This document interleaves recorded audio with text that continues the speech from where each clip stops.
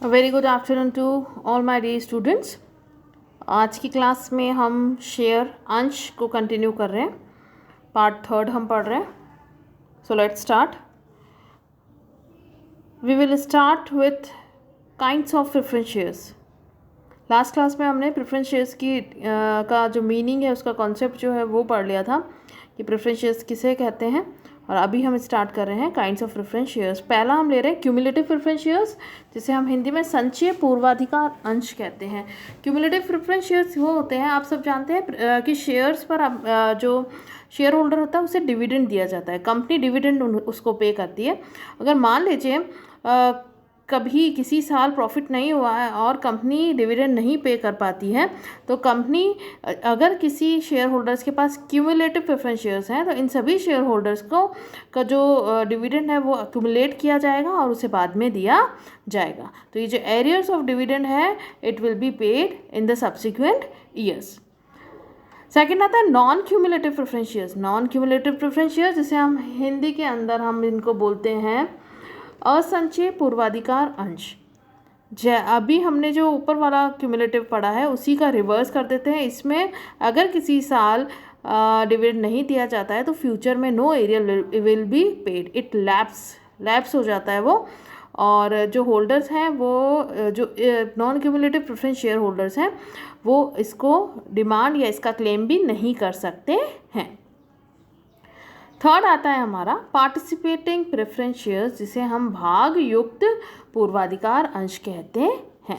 अब इसमें क्या होता है, ये जो प्रेफरेंस शेयर होल्डर्स होते हैं इनको राइट होता है कि अगर मान लीजिए पहले उनको प्रेफरेंस शेयर्स को उनका डिविडेंड मिल गया जो फिक्स्ड रेट है, फिर इक्विटी शेयर्स होल्डर को उन्होंने अपना डिविडेंड भी ले लिया, फिर उसके बाद अगर कोई अमाउंट बचता है, प्रॉफिट रिमेनिंग रहता है, तो they have a right to participate in sharing of that profit. मेरे ख्याल से क्लियर हो गया होगा आपको कि बचे हुए प्रॉफिट पे के लिए उनके पास हक है कि वो अपना उसे शेयर करने का राइट रखते हैं। फिर आता है non participating preference shares, just opposite of this above kind of shares, अभाग युक्त पूर्वाधिकार अंश। ऐसा कुछ भी नहीं होता है, इनका फिक्स्ड अमाउंट होता है वो इन्हें दिया जाता है, उससे एक्स्ट्रा ये कोई भी डिमांड नहीं कर सकते हैं। नेक्स्ट आता है कन्वर्टेबल प्रेफरेंस शेयर्स, जिसे हम हिंदी में परिवर्तनीय पूर्वाधिकार अंश कहते हैं। अब जो convertible preference shares, if the holder of this particular preference shares are entitled to convert their shares into equity shares, such shares are known as convertible preference shares. ये जो शेयर होल्डर्स हैं इनको ये कहा जाता है कि आपको कंपनी फ्यूचर में इक्विटी शेयर्स में समता अंश में कन्वर्ट कर देगी। अब नेक्स्ट आता है non convertible preference shares. Non convertible जो ऊपर है कन्वर्टेबल का जस्ट आप रिवर्स कर दीजिए।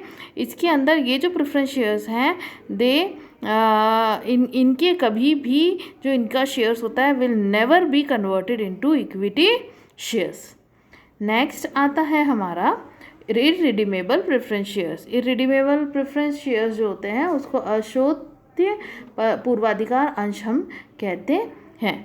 अब ये जो प्रेफरेंस शेयर्स हैं ये are not redeemable within a specified period, जो इनका कोई भी टाइम पीरियड नहीं होता है। ये जो शेयर्स हैं ये दे आर नॉन रिडीमेबल, इनका शोधन नहीं किया जाता है। अगर कुछ ऐसी घटना हो जाएगी, ठीक है, तभी उनका शोधन किया जाएगा, नहीं तो नहीं। मान लीजिए वाइंडिंग अप हो रही तो किया जाएगा, ठीक है। और नेक्स्ट आता है redeemable preference shares. Redeemable preference shares, ये जो रिडीमेबल प्रेफरेंस शेयर्स हैं वो फिक्स डेट होती है या सर्टन पीरियड ऑफ टाइम होता है कि आपको इसकी ये समय आने पर आपको इसका रिडम्पशन करना ही है। मैक्सिमम लिमिट है 20 ईयर्स और 20 ईयर्स को आप 30 ईयर्स तक एक्सपैंड कर सकते हो अगर कंपनी का कोई इंफ्रास्ट्रक्चर प्रोजेक्ट चल रहा होता है, जिसे हम परियोजना कहते हैं। कोई आधारभूत संरचना संबंधित परियोजना अगर है तो कंपनी 30 साल तक उसे रिडीम कर सकती है। नेक्स्ट आती है conditions of issue of preference shares, कि देयर आर सर्टेन कंडीशंस जो कि या रिस्ट्रिक्शंस हम कहेंगे, या हम इसकी शर्तें या प्रतिबंध भी हम इसको कह सकते हैं कि क्या शर्तें हैं, क्या कंडीशंस हैं जो प्रेफरेंस शेयर्स के इशू करते टाइम हमें ध्यान में रखना है। देखिए, पहला हम देखते हैं issue by company having share capital. अंशों द्वारा सीमित कंपनी द्वारा ही निर्गमन किया जा सकता है। केवल अंशों द्वारा सीमित जो कंपनी है वही पूर्वाधिकार अंशों का निर्गमन कर सकती है। नेक्स्ट पॉइंट आता है no issue of irredeemable preference shares. कभी भी कोई भी कंपनी अशोध्य पूर्वाधिकार अंश का निर्गमन नहीं कर सकती है। अंतर नियमों में द्वारा अधिकृत। थर्ड आता है authorise by article. A company जो है, a company limited by shares में issue preference shares if it is authorise by its article. सामान्यतः 20 वर्षों में शोधन। अब जो रिडम्पशन है वो यूजुअली कितने टाइम में किया जाता है? 20 ईयर्स में। तो इसका 20 ईयर्स है। Redemption of shares issued for infrastructure project. लेकिन अगर कंपनी का कोई ऐसा आधारभूत संरचना परियोजना चल रही है तो वो मैक्सिमम 30 ईयर्स ले सकती है। तो 5 कंडीशंस हैं या रिस्ट्रिक्शंस हैं जब हम प्रेफरेंस शेयर्स इशू कर रहे हैं। Issue by company limited having share capital, no issue of irredeemable preference shares by any company, authorise by article. अगर आपको आर्टिकल अलाउ करता है तभी आप प्रेफरेंस शेयर्स इशू कर सकते हैं। रिडम्पशन यूजुअली इन 20 ईयर्स, 20 साल में आपको रिडीम करना है from the date of issue. जब इशू जिस तारीख से करा उससे 20 साल के अंदर आपको रिडम्पशन करना है। और रिडम्पशन जो है अगर कंपनी का कोई ऐसा आधारभूत संरचना परियोजना चल रही हो, इंफ्रास्ट्रक्चर प्रोजेक्ट अगर चल रहा हो, तो कंपनी के पास समय है कि वो 30 साल भी में भी उसका रिडम्पशन कर सकती, प्रेफरेंस शेयर्स का रिडम्पशन कर सकती है। अब कुछ कंडीशंस और हैं जो कि मिनिस्ट्री ऑफ कॉरपोरेट अफेयर्स ने दी है, उसको एक नज़र हम देख लेते हैं। पहला है एमसी, जिसे हम कहते हैं मिनिस्ट्री ऑफ कॉरपोरेट अफेयर्स, विशेष संकल्प। विशेष संकल्प जिसे स्पेशल रिजोल्यूशन कहते हैं, ऐसे अंशों का निर्गमन हेतु कंपनी का साधारण सभा में विशेष संकल्प द्वारा अनुमति प्रदान कर दी हो। ठीक है, तो क्या होगा, अगर कंपनी ऐसा इशू कर रही है तो उसकी साधारण सभा में स्पेशल रिजोल्यूशन पास होना ज़रूरी है। कंपनी सेकंड है फॉल्टलेस कंपनी होनी चाहिए, दोष विहीन कंपनी होनी चाहिए। उसके ऊपर कोई भी ऐसा ऐसे अंशों के निर्गमन के समय कंपनी का पूर्वाधिकार अंशों के शोधन अथवा उन पर लाभांश के भुगतान का कोई भी दोष ना हो। थर्ड आता है संकल्प में उल्लेखनीय विवरण। पूर्वाधिकार अंशों का निर्गमन करने वाली कंपनी द्वारा पारित विशेष संकल्प में निम्नांकित बातों का विवरण को सम्मिलित किया गया है। कि कुछ चीज़ें हैं जैसे लाभों का भुगतान कैसे किया जाएगा, प्रायोरिटी ऑफ पेमेंट क्या रहेगा, पर्टिकुलर्स ऑफ सरप्लस फंड का हम क्या करेंगे, पर्टिकुलर ऑफ सरप्लस असेट्स अगर है, प्रॉफिट है, वाइंडिंग अप अगर हो रही है तो क्या करना है, payment of dividend of cumulative and non cumulative basis कैसे डिसाइड करेंगे, the conversion of preference shares into equity कैसे होगा, वोटिंग राइट्स कैसे होंगे। तो इन सभी के लिए हमें स्पेशल रिजोल्यूशन पास करना होता है। And redemption of preference shares कैसे किया जाएगा।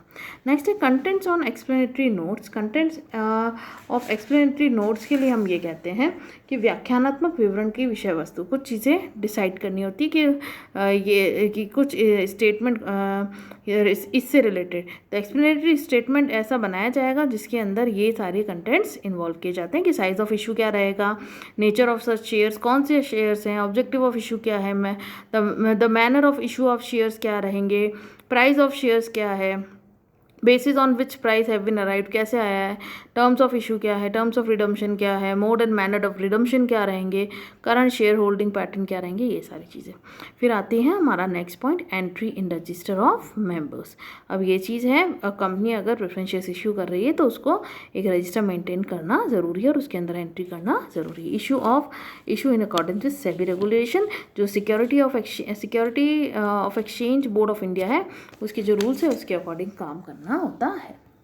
नेक्स्ट आता है रिडम्पशन ऑफ प्रेफरेंस शेयर्स, इसका शोधन, पूर्वाधिकार अंशों का शोधन। सबसे पहले हमने पहला पॉइंट हमने अभी जो है वो बहुत हम आगे भी पढ़ चुके हैं, जैसे साधारणतः 20 वर्षों में शोधन करना, usually in 20 years it is necessary, कि आप उससे ज़्यादा समय ना लें उनके रिडम्पशन में। लेकिन अगर सेकेंड पॉइंट है, अगर कोई इंफ्रास्ट्रक्चर प्रोजेक्ट चल रहा है तो it can be extended till 30 years. Next आता है रिडम्पशन आउट ऑफ प्रॉफिट और प्रोसीड्स ऑफ फ्रेश इशू। तो अब इसमें यह है कि नो कंपनी, ऐसा कभी भी कंपनी नहीं कर सकती है कि प्रॉफिट के अंदर से कोई फ्रेश इशू ले ले और उसमें से रिडम्पशन कर दें। Redemption off fully paid up shares, हमेशा जो फुल्ली पेड अप शेयर्स होंगे उनका ही रिडम्पशन किया जाता है। Transfer of profit to redemption reserve account is redeemed out of profit. Sometime जो प्रेफरेंस शेयर्स होते हैं are propose to be deemed out of profit of the company. In such a case company shall transfer, अगर profit में से किया है तो same amount आपको CRR अकाउंट के अंदर ट्रांसफर करना ज़रूरी है। नेक्स्ट पॉइंट आता है हमारा premium. In the case of company belongs to the prescribe class of companies, its financial statement complies with accounting statement and may redeem its preference shares at the premium only after providing for the premium payable out of profit of the company. तो अब अगर ऐसा कुछ है, premium पूर्वाधिकार अंश का premium पर शोधन करने हेतु कुछ शर्तें हैं जिसकी पालन करना ज़रूरी। अकाउंटिंग स्टैंडर्ड बने हुए उसको हमें देखते हुए अगर हम प्रीमियम पे कर रहे हैं तो वैसे उसको रूल्स के अकॉर्डिंग पे करना ज़रूरी है। Redemption where company is not in the position to redeem, अगर मान लीजिए कंपनी ऐसी पोजीशन में नहीं है तो उसको जो जैसी वो टर्म्स ऑफ इशू के टाइम अगर जो सा उसने कहा था, तो in such a case it में further issue redeemable preference shares equal to the amount due including the dividend thereof and in respect of the unredeemed preference shares and the company can do so after compiling with the following conditions. कुछ conditions हैं जिसके through क्या अगर company की condition नहीं है तो वो जैसे कंसेंट ले सकती है शेयर जो होल्डर्स हैं 3/4 of the value of such preference shares for issue of further redeemable preference shares, और उसके साथ साथ it shall obtain the approval of tribunal से भी अप्रूवल ले सकती है for issue of further redeemable preference shares। Next, no increase और रिडक्शन इन कैपिटल, लेकिन इसकी वजह से कोई भी इंक्रीज या डिक्रीज कैपिटल के अंदर नहीं होना चाहिए। Next, use of capital redemption reserve account. The capital redemption reserve account है उसके अंदर हमने ये देखना है कि वो issuing fully paid up bonus shares to its member. The capital redemption reserve account में be applied by the company उसका यूज़ कर सकती है और fully paid up bonus shares दे सकती है मेंबर्स को। नेक्स्ट पॉइंट आता है redemption on terms of issue. The company में redeem its preference shares only on terms of on which, जो भी कंपनी रिडम्पशन कर रही है तो जो इशू के टाइम उसने जो कंडीशंस थी उसको रिडम्पशन उसके अकॉर्डिंग करना है। नेक्स्ट पॉइंट आता है time of redemption. The preference shares may be redeemed at any of the following time.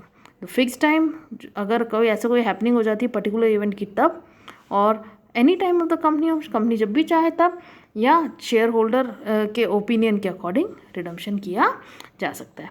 और एक चीज़ हमें याद आनी है, हमें जो नोटिस देना पड़ता है, notice of redemption of reserve preference shares may be file with registrar with in 30 days. 30 दिन के अंदर हमें, जैसे ही हमने कंप्लीशन किया है रिडम्पशन का उसके 30 दिन के अंदर हमें जो रजिस्ट्रार है उसको एक नोटिस फाइल करना है। अगर हम डिफ़ॉल्ट में रहते हैं तो हमारे ऊपर या कंपनी के ऊपर 1000 रुपीज़ पर डे, जो कि 5 लाख तक जा सकता है, विच एवर इज़ लेस, वो पेनल्टी के रूप में लगाया जा सकता है। और पनिशमेंट एंड पेनल्टी दोनों है इसमें। आज का आपका क्वेश्चन है explain kinds of preference shares and also explain the condition of issue of preference share. अगर आपको कोई भी प्रॉब्लम है इससे रिलेटेड, इस टॉपिक से रिलेटेड, तो आप मेरे से पूछ सकते हैं।